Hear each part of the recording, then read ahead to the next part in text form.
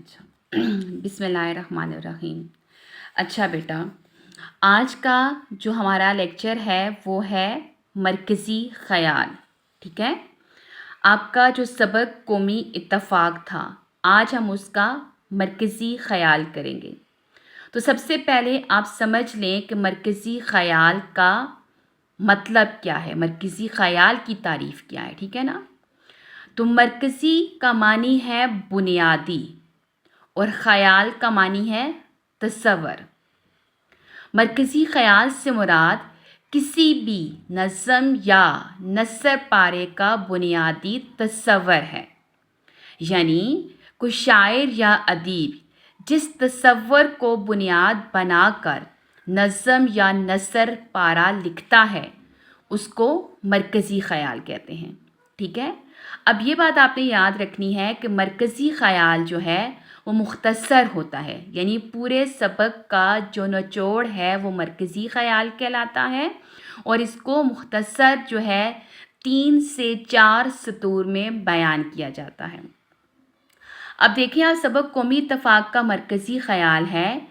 इस सबक का मरकज़ी ख़याल मुसलमानों की कौमी वहदत और इत्तफ़ाक़ है।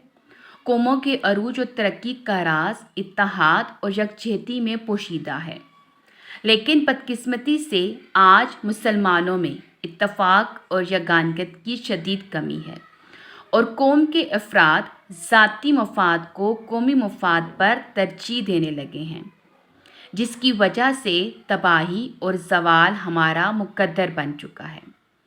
माज़ी की शान दोबारा हासिल करने के लिए कौमी इत्तफ़ाक़ की कोशिशों को फ़रोग़ देना होगा।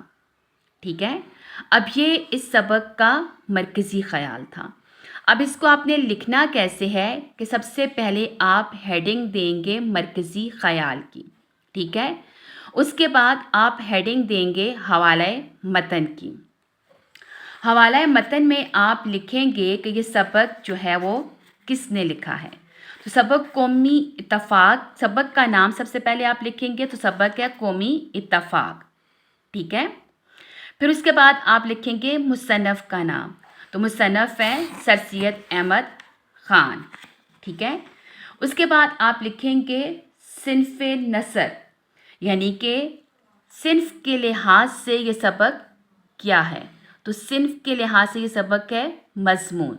ठीक है, फिर उसके बाद आप लिखेंगे माख़िज़, यानी कि किस किताब से मुसन्नफ़ की ये सबक लिया गया है, तो वो है मक़ालात सर सैयद।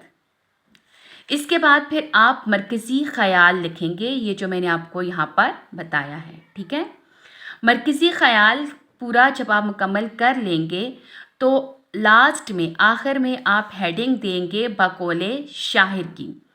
फिर कौमी इत्तफ़ाक़ से ही मिलता जुलता आप यहाँ पर शेर लिखेंगे। अब शेर मैं आपको बोलती हूँ, आप नोट कर लें। हम एक हैं, हम एक ही रहेंगे। हम एक हैं, हम एक ही रहेंगे। हमारी रगों में एक ही लहू होगा।